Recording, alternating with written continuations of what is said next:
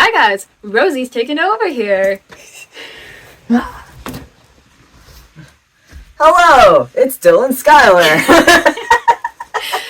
Quite the change for the viewers. Yeah, right? So Dylan's more experienced in talking to an audience than I am, so I'm mostly going to be looking at him, not so much at the camera, pardon me.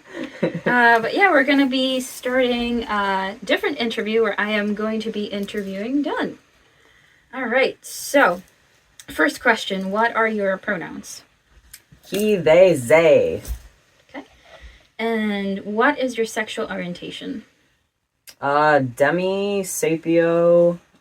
Usually just say off the bat that I'm ace. It makes it a lot easier in that sense because of the fact that just saying ace, people are just like, oh, okay, I'm just gonna back off. This person clearly is not really interested in anything sexual, and a lot of times I get approached by people that usually want a sexual relationship because I'm attractive. So I just usually am like, yeah, not interested, I'm ace anyways, so, and then they just back off, so. Right off the bat. Yeah. It's like, so I just recently, this is so bad. It's like I'm learning stuff that I'm like, how did I miss this growing up? Yeah. I've heard of the term like Netflix and chill. Oh, yep. But like some people go through this. It's like, can you just be like more direct at least? It's like, don't say like you're gonna come over to watch movies and chill. It's like if you have like an ultimatum. That's like, usually what I take Netflix and chill as like legit as it is. Same. Not like, hey, let's hook up, basically. Mm-hmm. Let's just put that on as the background sound as we, like, do things. It's like, no, thanks. But it's better when, like, both of you expect it, not when it's, like, you're totally out of sync. Yeah, I did have one person who came over and they're like, yeah, let's Netflix and chill. And I'm sitting there like, okay, yeah, let's watch this thing. I really like this show. And they're just like, so, yeah. And I'm just like, no. Mm-hmm. So I can agree with that too. It's like you just get out and say, hey, like I'm not interested, or at least at this point in time, like I'm ace, yeah. Not interested. Yeah, nope. Yeah.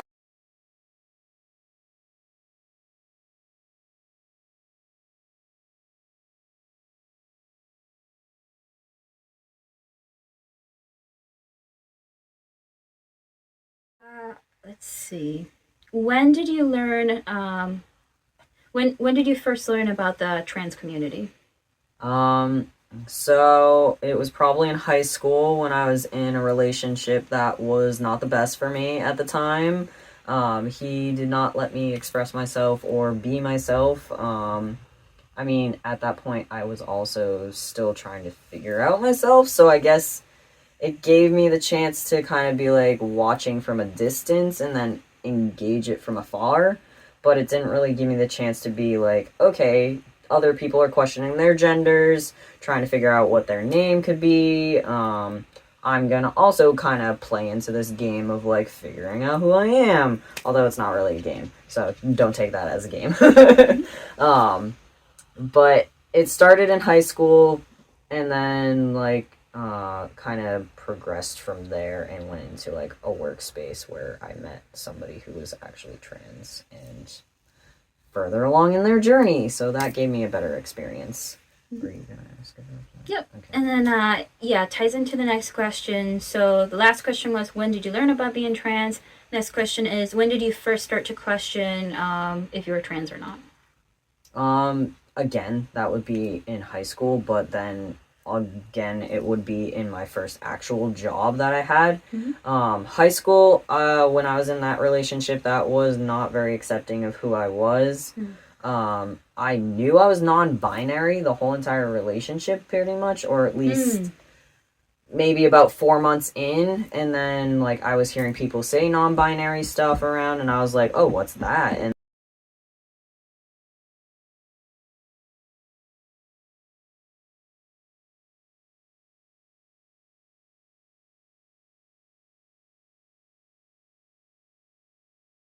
then, like, people were just kind of like, oh, well, it's this, that, and the other thing. And then, like, I was seeing how they approached pronouns and how, like, from one day they would go from presenting as feminine, the next day they would be masculine, some days they would just kind of look neutral and then just, like, be weirdly in between, as some people would say. But that's where I kind of engaged, like, I still presented as feminine. I like to dress very feminine. I had, like, this color scheme I would go for a whole entire outfit. Like, I had to be wearing one color. Yes, super color coordinated. I think we did that too, like, yeah. in elementary school. So bad. Like, my pants the same color, my shirt the same color, galaxy pants, like, all in your face, skinny jeans.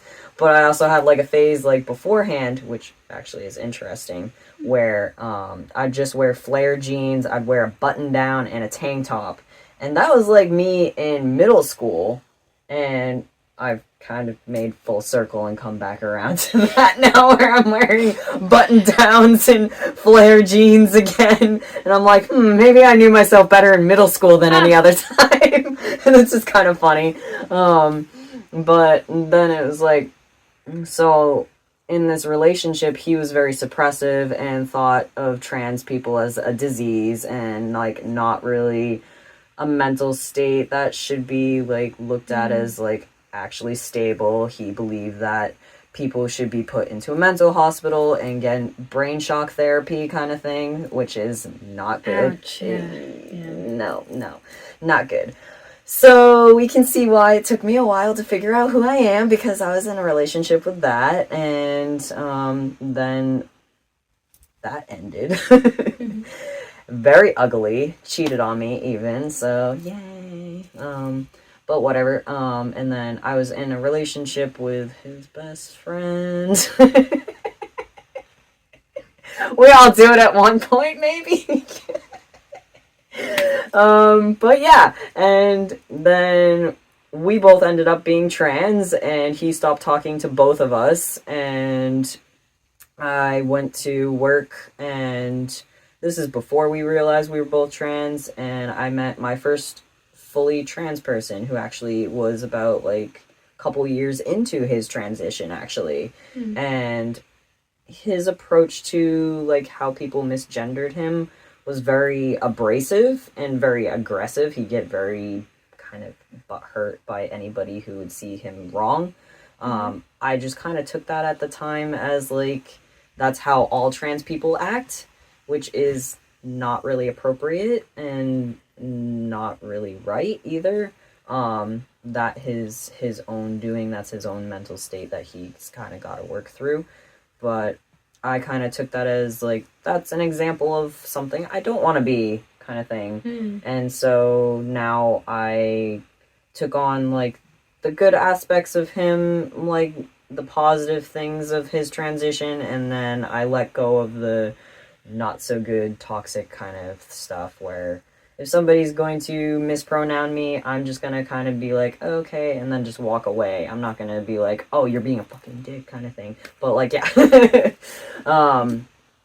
But yeah, he was my first person who gave me exposure, and then I was able to come out as non-binary around that time, which was really nice. And then for the next 2 or 3 years, I was experiencing being non-binary. And then from then on, I watched myself become more and more masculine. And I even cut all my hair off. I had a pixie, and I didn't know that. Yeah, I cut all my hair off. Yeah, I had a pixie at one point. Yeah. It didn't last very long because it grew out pretty fast. My hair grows really fast. My pixie was, like, probably about this long. I cut it all myself. It looked really good. Here's a couple pictures if I can find them.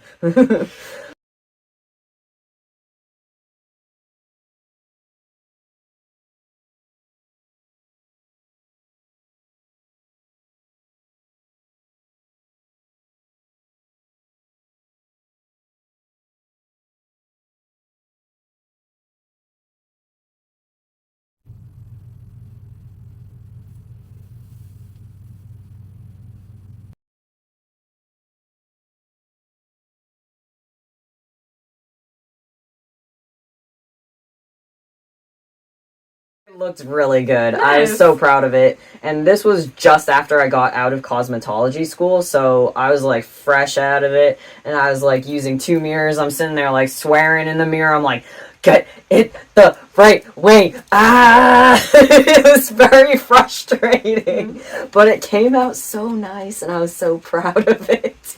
could be, yeah. Yeah. I know, like, I admire people that can wear pixie cuts. It's like... Oh, I looked amazing with like, it. I have to try with the wig, because, like, I have tried, like, the shortest I've done, it's, like... Yeah.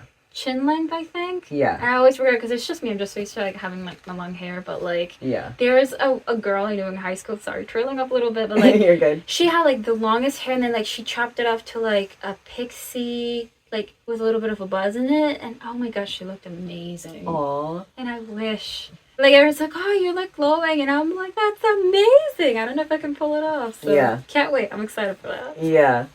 Yeah, it did look really good. I had, I can kind of get an idea, too, look, with how, like, your hair looks like right now. Yeah, right now, yeah, the shaved sides kind of thing. I mean, it wasn't nearly as short as it is on the sides when I had the pixie, and the longest point was, like, here, so it was, like, emphasizing my cheekbones, so it did good. Having a pixie, you really do need to, like, kind of have wherever it points to point at, like, a specific feature. So, like, point at your eye, point at your cheek, point at your mouth, kind of, like, in that. But, I mean, obviously you have your awkward in-between phases of, like, when it's growing in. But it's all about styling. My hair, when it's shorter, is really nice because it can just slick back. It's really nice. But, like, when it's long, it gets frizzy and curly, like it kind of is right now. And it's also summer, so... yeah, all the wonderful. humidity kind of thing. Yeah. Yeah, super fun. But, I had short hair, and now I lost where I was going with that. Trying to backtrack, so it was the person at your job, he was being trans. I think you mentioned your clothing, middle school, and I don't know what period. Oh, it was after you met this trans person. That's when you got the pixie cut? Yes, I came out as non-binary, and I cut my hair short, and then slowly watched myself become more and more masculine. And from there, I was growing out my hair because I was starting to reconnect with my Native American roots, and I like didn't want to cut my hair as much because I feel more connected to nature when my hair is longer. So anybody who's wondering why my hair is long and I'm a guy, that's why. Just saying. And so as it grew out, I was starting to like kind of do more masculine posing, and then I started taking more selfies that were more masculine, and then I started liking the way I looked more masculinely. And then I realized, like, after probably, I think it was like maybe like 8 years or so of debating like my gender, who I am, I finally decided I'm going to try to go on T. And if you guys want to go back to my first video, you can hear all about the god-awful journey I had to trying to get onto T. It was hell. Wow, yeah. It was annoying. It was very annoying. One time, didn't work. Second time, didn't work. Third time's a charm, and it did really work. was. It really did work. Yep. And it was LGBTQ month, so it was working in my favor. So woohoo! I still think, yeah, that's pretty good timing. Right? It worked out so Unintentional, well. but it's It like, was not it worked out. intentional. Poetic, the Yeah. universe being poetic. Yeah, the universe was like, here you go, here, your gay month, you can now be gay, That's kind awesome. of thing. So what advice would you give to your younger self or to viewers that are questioning to transition? Give yourself time. You need to take the time to figure out if you do want to go on hormones, if it's right for you, and then watch all my videos to see the kind of thing that you will like go through. I mean, it's not guaranteed because chemistry and bodies and all the other things that kind of go into play of like what your body will change into. And then also kind of like if you know your dad or any like masculine people in your family, kind of relate to like what your physical changes may look like if you want to be a man or if you want to be a woman, and just kind of engage what your change may look like. And just be aware that like if you do go on estrogen, you are going to develop boobs. It's not going to really be something you can get rid of. That would be a permanent thing. Same with the clitoris kind of thing. That thing is going to get bigger and it's going to be a permanent change. if you do have to make your transition back, your skin will re-thin back out, your hair may thin back out, your hair may actually turn white if you go back off of hormones because you are fucking with your chemistry. You will possibly make yourself age faster. And even just being on hormones to begin with, you possibly will be aging faster. So this is all just kind of like stuff to be like aware of, and like it is like kind of scary. So just do your research and make sure that you are okay with all the changes that possibly can happen before. And if you're not, within the first couple months liking what's happening, go off of it. Like, don't keep going with it.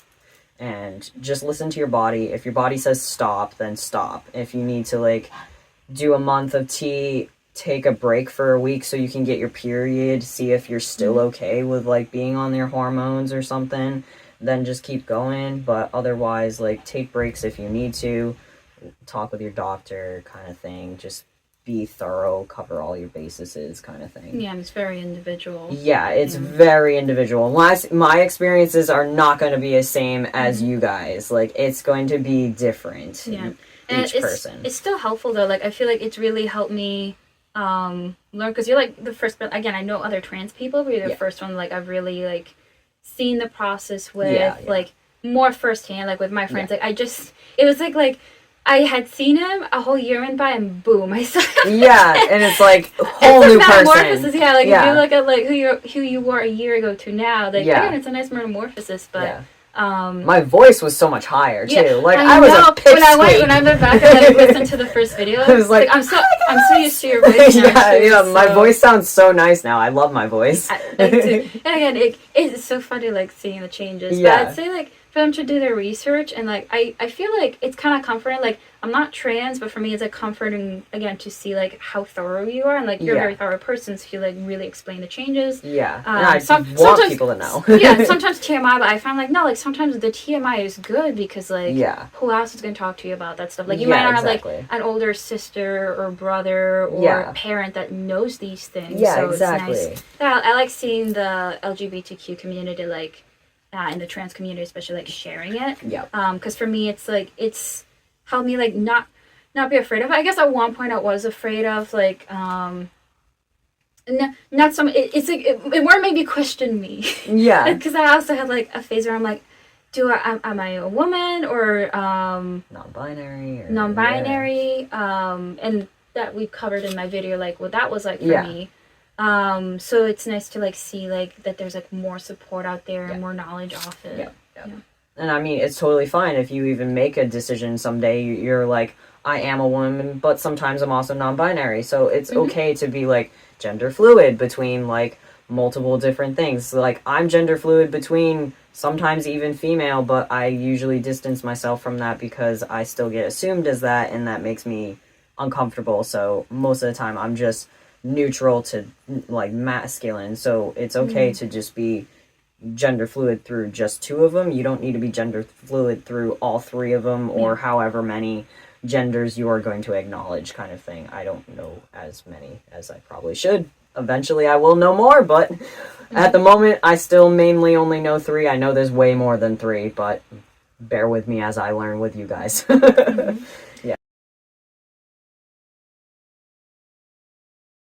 No, and then you're learning, and I'm learning with you too. Yeah, so, but again, exactly. it's just really comforting too to have that. Like, I appreciate like the videos, and again, like I'm not trans. I'm definitely like supportive of the community, but even for people that are not like LGBTQ, I hope it at least like opens up their eyes to like what it can be like, and like the thought process that goes behind it. Like obviously, like it's a decision that took like time for you.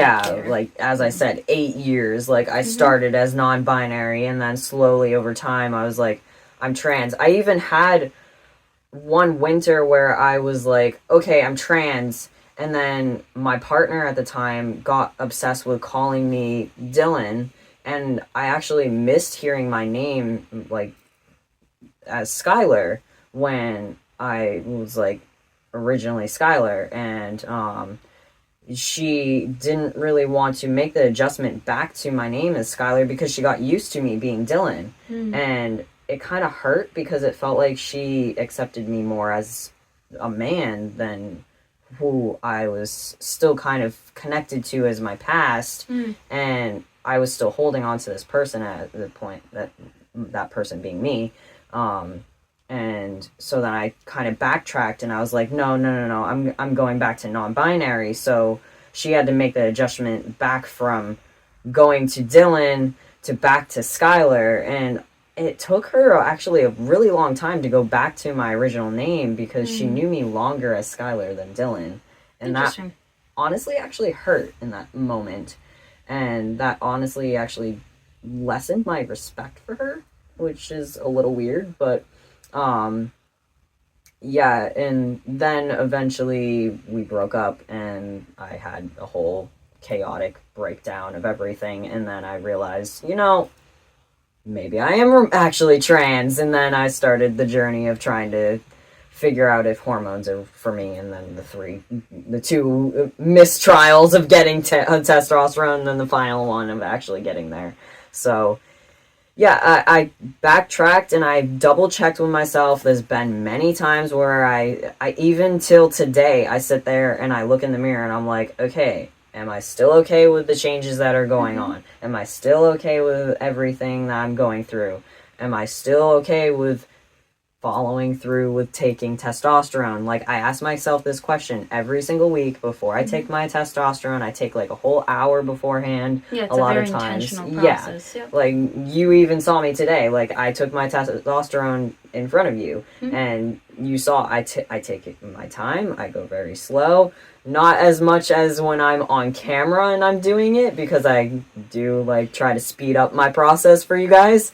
But when it's like my off weeks, I like to just like make myself comfortable and then feel out the situation slower and actually gauge if I'm comfortable. So, yeah. Oh, this also tied into last question, like what you would tell your younger self. Because yeah, there's like a lot of misconceptions about trans people. I don't know, for lack of a better term, like corrupting the youth, so to speak. Spreading the ideas about trans. I feel like it's been around for centuries, and I think we talked about that before too. Like, what would you say to that? And then I also have more to add as a supporter of the trans community. Yeah. So, what exactly am I answering? No. What would you say to the people that saying like the trans community is trying to like corrupt the youth? I don't believe that, because there's so many of us that are just like, you need to be cautious. You can't just like jump into this. This is kind of like, you gotta go to college before you can get the job kind of thing. Like, you need to have the 4-year college of educating yourself before you actually get the full-time job and like make the money on it. So like, educate yourself, know what your changes are, know if it's right for you, spend some time wearing the clothes that you're feeling that you might want to wear some boxers, I don't know, dress the way you would if you were a guy, put your hair up, cut your hair off, I don't know, wear the shoes, like, just put yourself in your shoes of being already trans before you start on the hormones, so then you know, is this right for me? And if it's not, and you don't feel comfortable in the clothes, then now you don't need to go on the hormones. Now you can go back to what you felt comfortable with. And even if you start in the transition and then you're like, everyone around you is okay with making the change of your pronouns, and then you're like, okay, never mind. I know some people that actually did this. And there was actually one of them, she used her last name as her first name.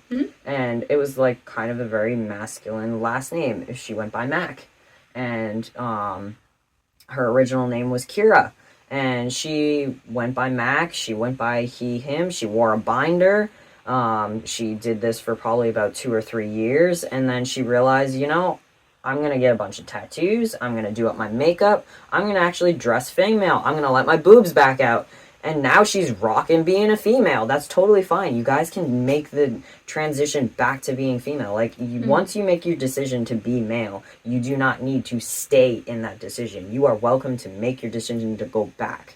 Like, if you start on hormones, obviously it transitions not as easily because you have your body changes. So that's why you should go and experience it before you go into it, kind of thing.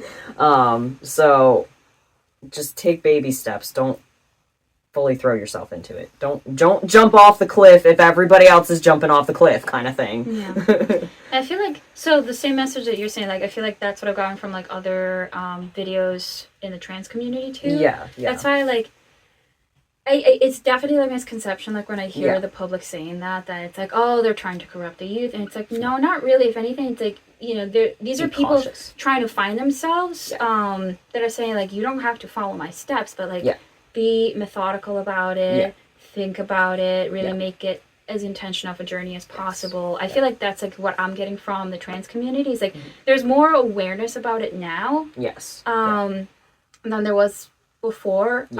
So it's one of those, just because, like, we're talking about it more now doesn't mean that we're intentionally, like, trying to, like, corrupt the youth, so to speak. The system, whatever. It's more like, it's just being talked about more, unfortunately, because it's being talked about more.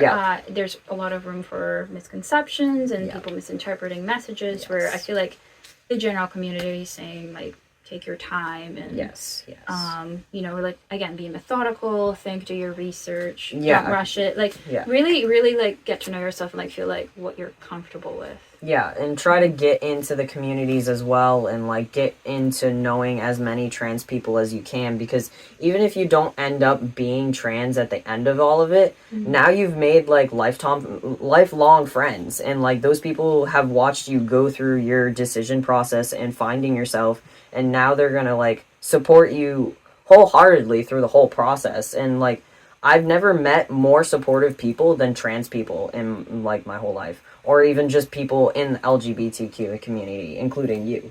And I find them to be, like, extremely empathetic, because, like, LGBTQ, they go through a lot. So I do find them to be, like, very empathetic. And, like, maybe the ones that are, like, more, like, standoffish. I also understand that, because it's one of those, like, it's been through a lot. It's in self-defense, too. Where our guards are up.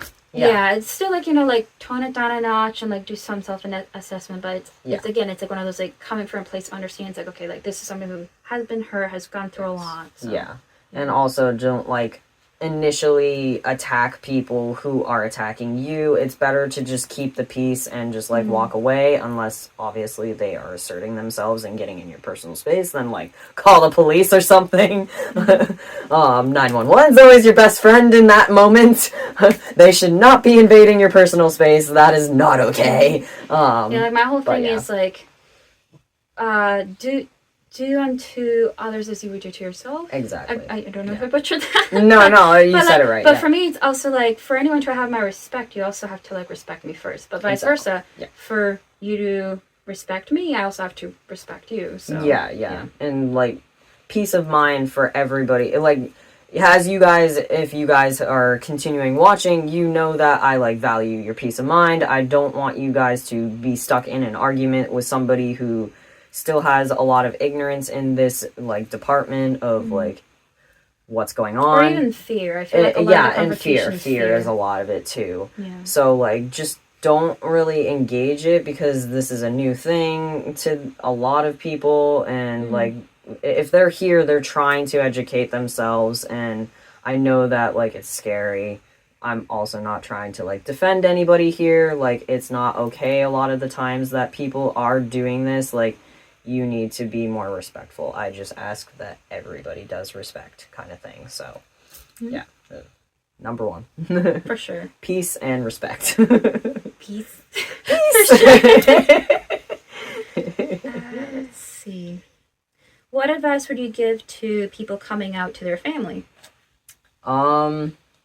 Do it carefully and gradually if they are unaccepting or of older generations. If they are of younger generations and they're already accepting and they're already, like, out about it with you guys, then obviously, what the heck are you doing? Why aren't you telling them? I would say to you, like, come on, they love you, kind of thing. But, like, the harder people who don't really accept it, do it cautiously and gradually. Sometimes it may smack you in the face, I will admit. Sometimes it will smack you in the face, and then slowly, gradually, it'll come around. They just need to learn this new thing because they've seen you as one thing for so long. And obviously there's like the set expectations that they have for you, so it kind of like happens. And so they just kind of need to like step out of like, this is my expectation of you, this is who I see you as, versus this is who I am and I'm showing you who I'm becoming, kind of thing. So they need to just kind of like let go of you and let the bird free, kind of thing, out of the cage. Yeah. I guess my piece that I would add to that is like stressing like patience on both sides. Yeah, patience is a huge thing. Because again, like both any of the sides can lash out to like if somebody gets improperly gendered, or maybe family members like not accepting of it. I mean, even if they do gradually come to terms with it, or a new name, that as well.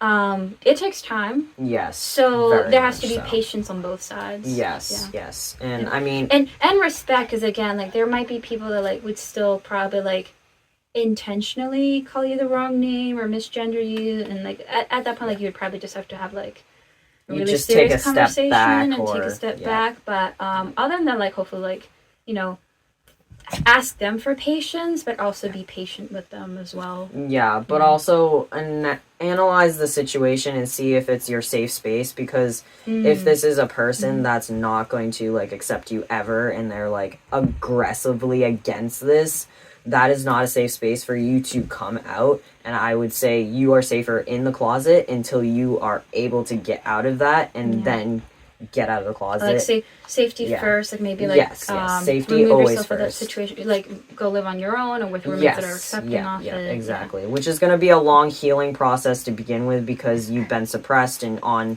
your defenses for so long. So just like be patient with yourself even, and cut yourself a little bit of slack. Understand that it is going to take a while and a healing process. It's going to be a journey for sure. And I would recommend maybe some therapist, if not like a friend who can talk with you about it.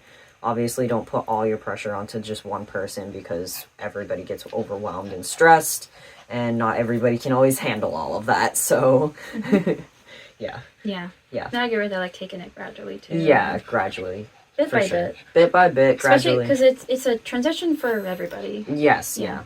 Exactly. So empathy in all directions. Yes, advice you would give to parents, and I really like this question.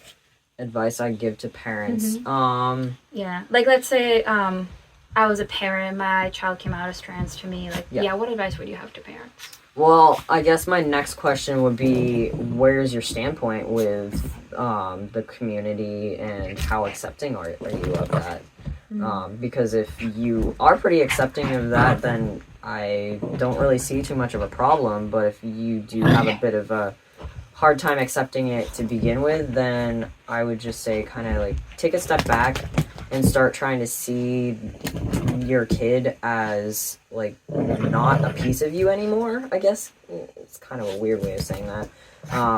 And start seeing that they are their own individual, and they're going to start living their own lives now. You can only bring them so far into their life, and then they got to take it from there. You don't want to be in control of their life for the rest of their life.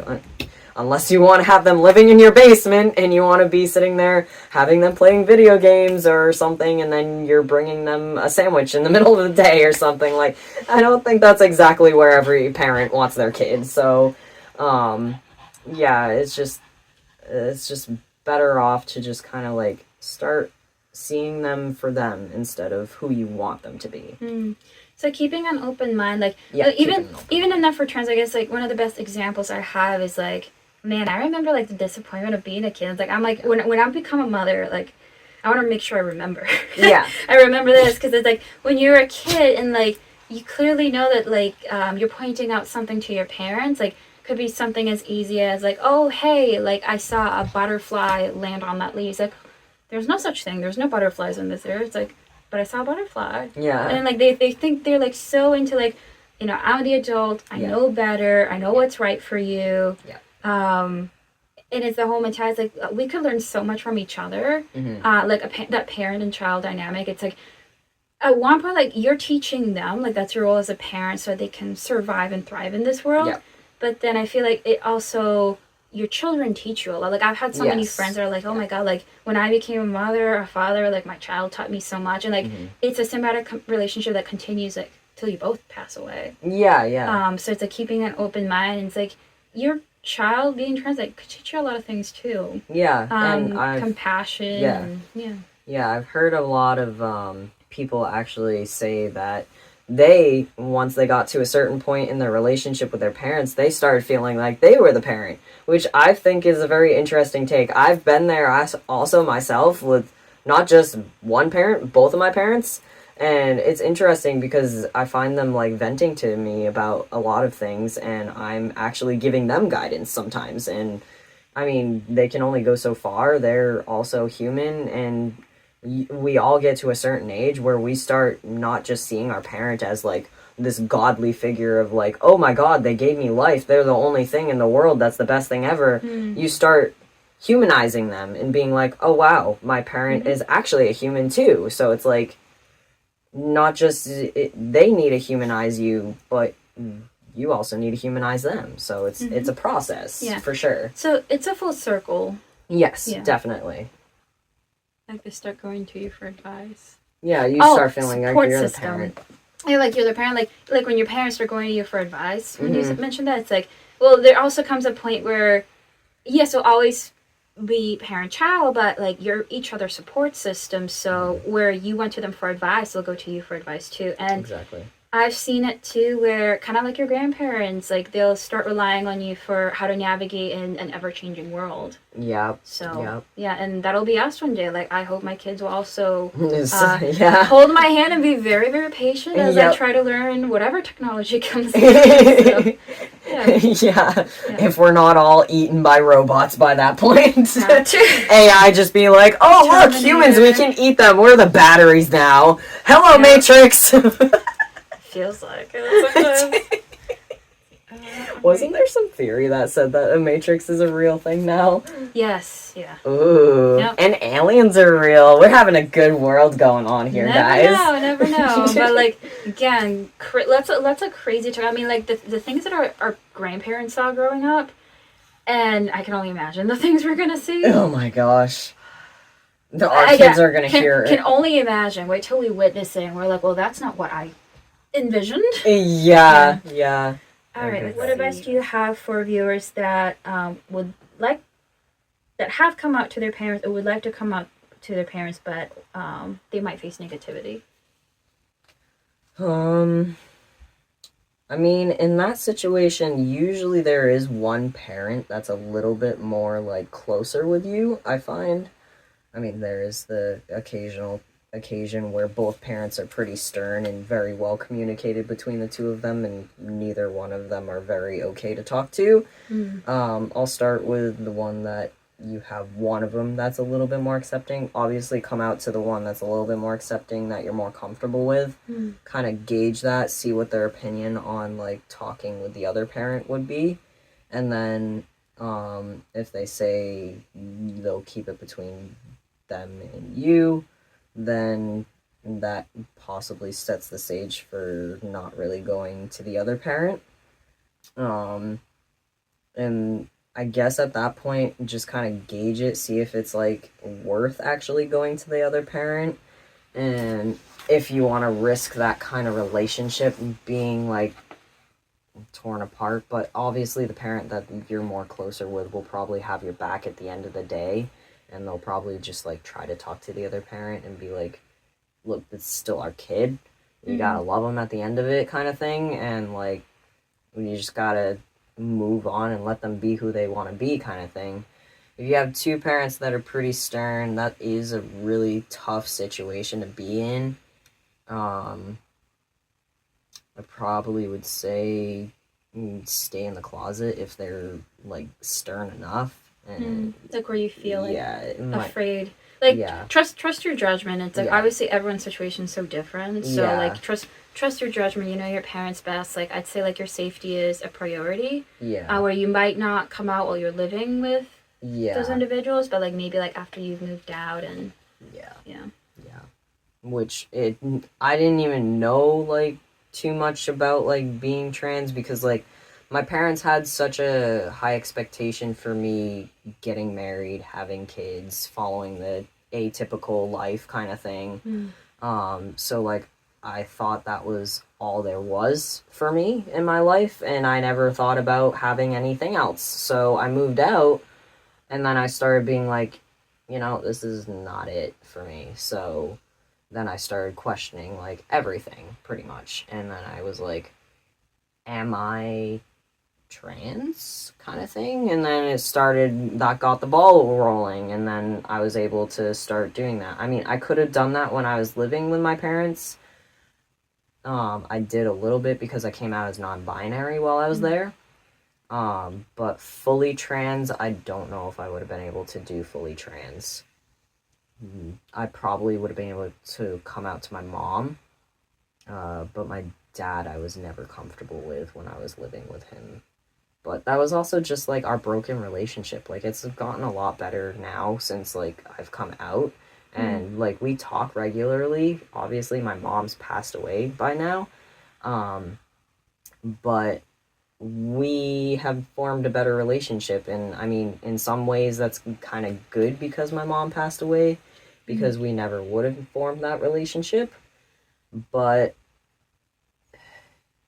I don't know, I feel like I could have still came up to him, but I was scared. Yeah, so perfectly. So I mean, it's a very divisive topic too. Like you're Yeah. gonna get so many different Yeah. reactions. But I find like I've seen like some like trans people coming out, and maybe there was like a massive shattering of the family relationship, but then eventually like they came back together and stronger than ever before, and better than ever before, because like you have people like being their authentic selves. And it's like the tower card in the tarot deck. Yeah, exactly. So like you have like situations like that. So there's hope.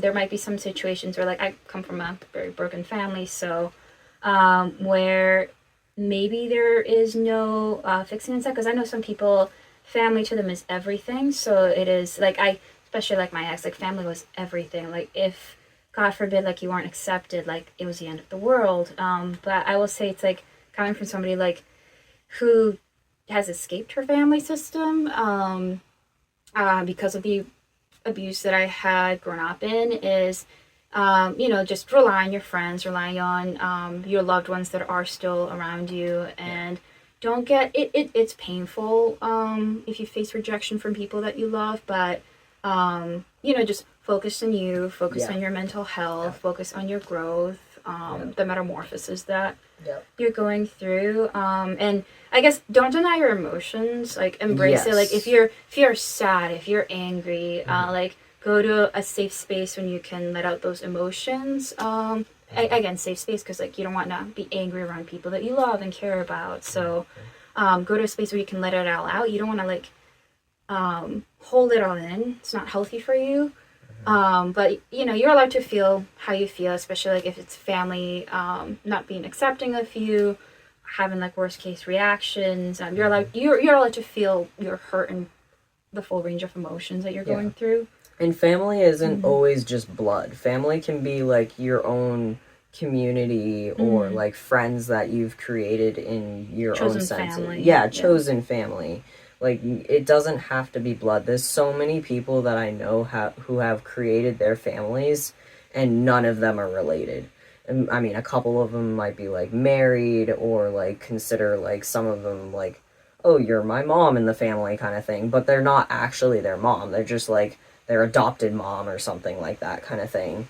And it's like, it's a lot more healthier of a dynamic. And sometimes when you do leave your home situations where you grew up in, you might realize that you really can't keep in contact with your families, and that's okay, because if they're not good for your ongoing mental health as you change and grow and become your stronger true self, then that's not okay for you to stay in there. If they can't accept you and love you as your new who you are and always have been, but you've been shielding yourself, then they're not meant to be in your life anymore. They shouldn't be there. it's kind of like breakups. And rightfully so. It's like It definitely is a breakup. You mourn it. Well, I'm comparing it to breakups in the sense that like it's a time of mourning when you come out and like you're not being accepted by people that you thought would support you and love you. But what people don't realize is like it's kind of like a celebration. Yeah. In a sense, because like okay, now you're like really seeing who's really on my side, who's really sitting at the dinner table of my life, like, and you know, the losses again, like breakups, are like really difficult to go through. But at the end of the day, like you, just as you lose some, like you gain a lot as well. Oh yeah, definitely. Yeah. You usually gain more than you lose. So each sacrifice comes with a gift. So, and a gift times 3 usually. But I'll leave it at like, again, to each their own. Every situation's different. Like my situation is different from yours. You know, trust your gut, trust your intuition, and how like you want to handle coming out, how you want to handle like negativity from the family. Like at the end of the day, like your choice is yours. Like I left my family unit. For you, it ended up like strengthening your bond with your father. I've seen other people where like it's really gone south, but again, everybody handles it differently, and but so it's like there's no right or wrong. It's like what feels right for you. Yep. Agreed. Yep. But yeah, thank you for being here. Thank you for having me. You're welcome. And peace. Peace. Bye, guys. Yeah. No full circle and like. Never mind. You can edit that out. I was going to that. I'm gonna sit here laughing at each time we forget about what we're talking about. Edit. Cricket. I'm just gonna put in like the bar lines or something. Bleep, kind of thing. You should. Each time we fuck it. Intermission, bleep. Wow, it was like something you said about your parents, like it clicked in me now. Like they start going to you first. Advice you give to parents? I did like that question. Oh, alright, what advice would you have to audience members, like if you did come out to a parent and they came, what? Oh, it's Charlie. Oh, fuck my calf. We can take a break. I'm gonna be laughing at myself in the future with this. Stretch legs. Actually, I should stretch my legs. Ouchies, that hurt. It full on just went. I'm just like. And you just continue on the question. I'm just like. Intermission. I'm like dying over here. I have a one-track mind sometimes, so it's like once I'm focused on something. I'm so gonna be laughing at myself in the future watching this.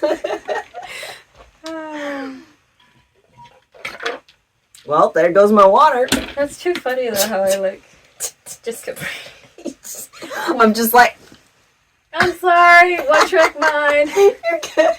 This is like, it's like, I lost the ability, but this is how I was able to like take tests back in high school. Like there'd be like chaos, kids throwing things, and I'm just like, I could not handle that. Taking a test. Well, I almost can't do it anymore, but back then, like, man, I could really do it. Damn. Yeah. I think I only managed to achieve that like once or twice when I was like in middle school. 7th grade. I have a very vivid memory, like reading a book and then just like literally it was just that book in me in existence and nothing else existed around me, and I was just like, okay. Good book then. Yeah, it was a good book. It was Mary Downing Hahn. That was my favorite author. Oh, nice. Yeah. Which I met her in person and she autographed a couple of my books. That's awesome. Right? When you can meet them and do that. Yeah. And those books are going to be worth something someday. Mm-hmm. Yeah. I'll have to read it now. Yeah. I'm always curious, like, on the books that, like, enthrall people and, like... Oh, I love... She's the reason I started reading books. If it wasn't for her, I would have never read books. Like, I was so against books because I was so badly dyslexic, and I was just like, nope. I hate books, and I'm never gonna read a book. And now I'm sitting here like, oh yeah, forging books and all these good books that teach me life shit. No, I'm always happy to hear, like, what books started it for a person, too. Like, I have another friend that, like, I love it when they're like late readers. It's like there's always a time for it, but like he recently got into like the books. I think it was like the Harry Potter series. I'm like, that's a lot of fun for sure.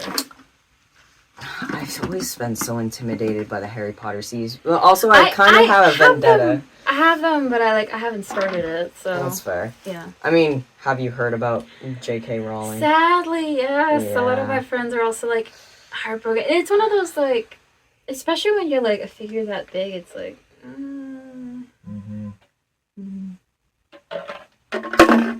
Sadly, like the whole joke is like, oh, the books just apparated. She didn't write them; they apparated into the universe. Yeah. I only like them because my mom liked them, and that's what inspired my mother to write. So I will give them credit for that. I mean, she's still on like good things for chairs and things like that, but it is heartbreaking when. Yeah. It's like cool. We're LGBTQ, not LGBTQ, but. Yeah.